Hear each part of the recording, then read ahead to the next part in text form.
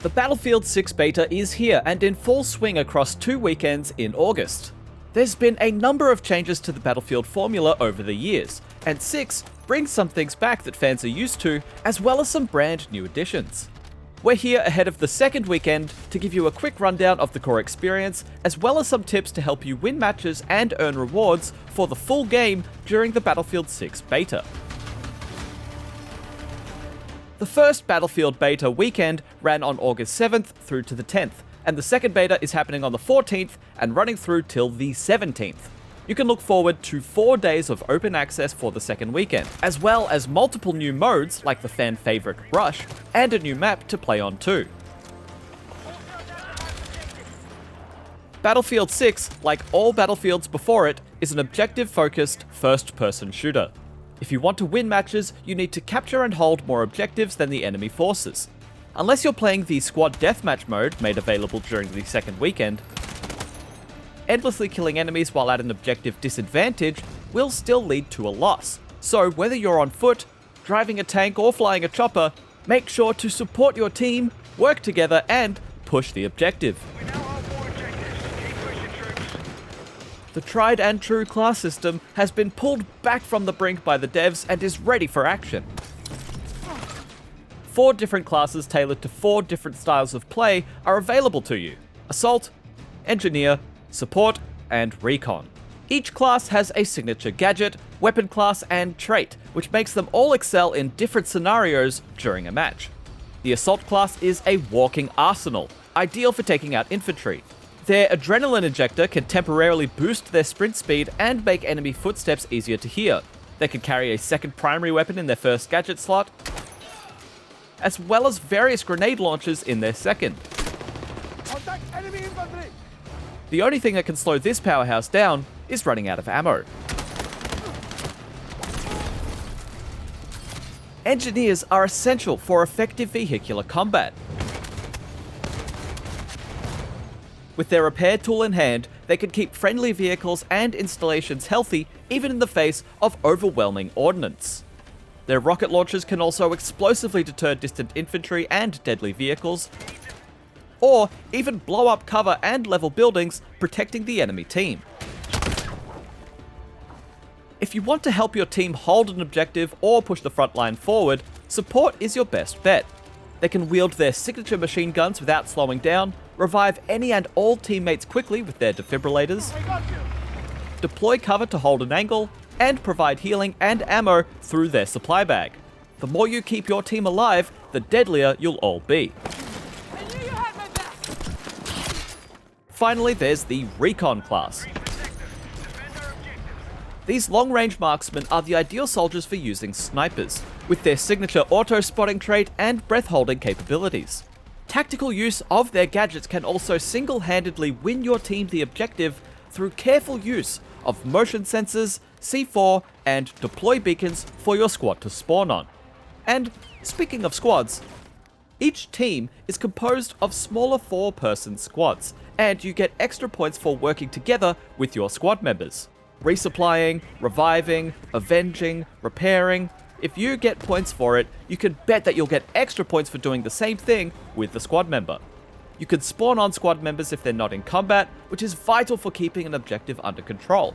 So, if you see last squad member alive on your screen, try to stay safe and let your team come back so you don't lose your position on the map.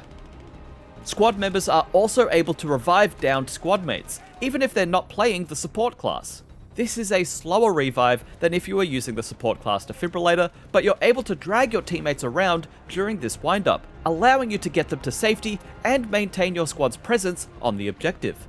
Keep an eye out for the heartbeat icon on the map and HUD to see if your squad mates need help.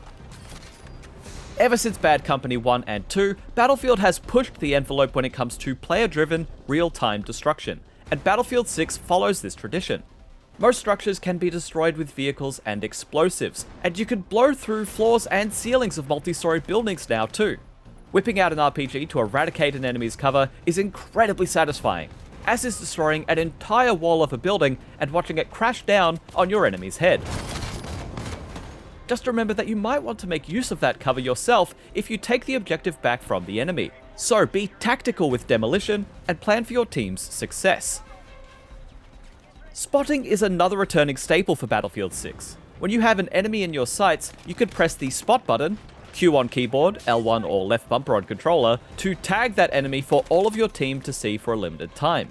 This enemy will be tracked on the minimap and will also show a red marker above their head whenever they are in line of sight of your team, making them much easier to see at a distance or behind cover.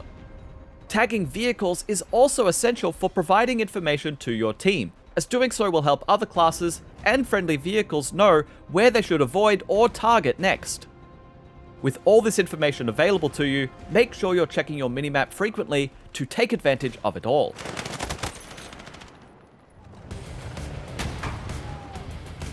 When you go down in battle, holding the Request Revive button not only makes your character call out in game, but it also slows down your Bleedout timer, giving nearby teammates more time to come and revive you. You can change in the settings whether you want to slow this timer down by holding the button or simply pressing it once. Staying in a downed position can sometimes be advantageous to your team if you're in a location where you can spot nearby enemies. With an enemy spotted on the map, your team can get the drop on them around corners, or clear the area near you in order to come to your rescue more effectively. There are a few new ways to move in Battlefield 6 that aren't explained very well in the beta. By default, if you double press crouch while sprinting, you'll do a crouch slide. And if you crouch while running, you'll start sprint crouching. You can find settings for how these movements, as well as many other actions, are activated in the gameplay settings menu. While the support class can only have one supply bag deployed at one time, it regenerates in your inventory really quickly, so get in the habit of using it whenever you see friendlies that need help, or if you're in a dire situation. If you jump into the driver's seat of a tank, it can be tempting to storm down the road towards the enemy as fast as possible, but it's important to remember what a vehicle offers your team on the field. Not only can a tank act as mobile cover and a spearhead for nearby infantry, but it can also act as a spawn point for your whole team, allowing other infantry members to get back into the fight and support you faster. If you drive into the enemy's base on your own, you won't have any backup to pick off all the engineers who are ready to destroy you. By participating in the beta weekends, you can unlock in-game items for use in the main game when it launches. To earn these items, you need to complete different objectives during the beta. Some of these are just about ranking up through normal gameplay, and others are about using the particular classes in certain ways.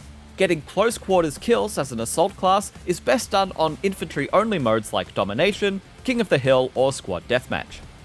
The Engineer's Repair objective suits the larger Breakthrough and Conquest modes with their vehicles. The Support's Revive objective and Recon's Spotting objective aren't particularly difficult, but your best bet to get these done quickly will be to play on maps with higher player counts like Conquest and stick to the highly contested areas. Battlefield 6 uses a new gun attachment system that's a bit more robust in some ways and a bit more limited in others. Each gun now has several attachment slots that you can use, but each attachment now also costs attachment points.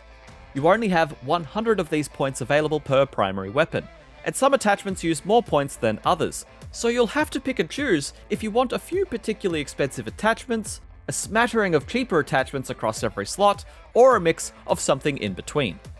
You can also see a very detailed breakdown of a weapon's statistics in the loadout menu too, down to bullet velocity, rate of fire, and headshot multiplier damage. Use this wealth of information, plus the ability to take your gun to the firing range at any time to tailor your weapons exactly how you want them. As you play through a match, you'll notice this graphic on the right indicating that your class is leveling up. This system is in line with your class's field spec, which can be viewed in more detail in the loadout screen. Essentially, the longer you play each class in a given match, the more benefits you will receive. These field specs culminate in an active ability being unlocked for you to use, like the Recon's UAV or the Engineer's Power Repair ability.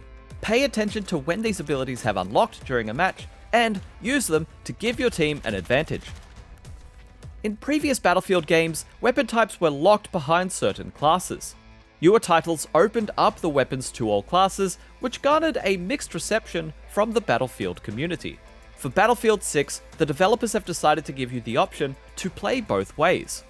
Various match types will feature class-locked or combined arms tags. These denote whether the weapons will be locked to the classes or be free for any class to pick. Give each a try to see how you feel about each style of play, and remember there are also class-agnostic weapon types that can be used across all classes in all modes, like the shotguns, carbines, and DMRs. That should be plenty of info to get you started this weekend, so grab some mates and get boots on the ground while the beta is available. For more on Battlefield 6, check out our wiki for guides on how to enable Secure Boot for PC, or for a list of known bugs and issues we've discovered during this playtest. And for all other things gaming, keep it here on IGN.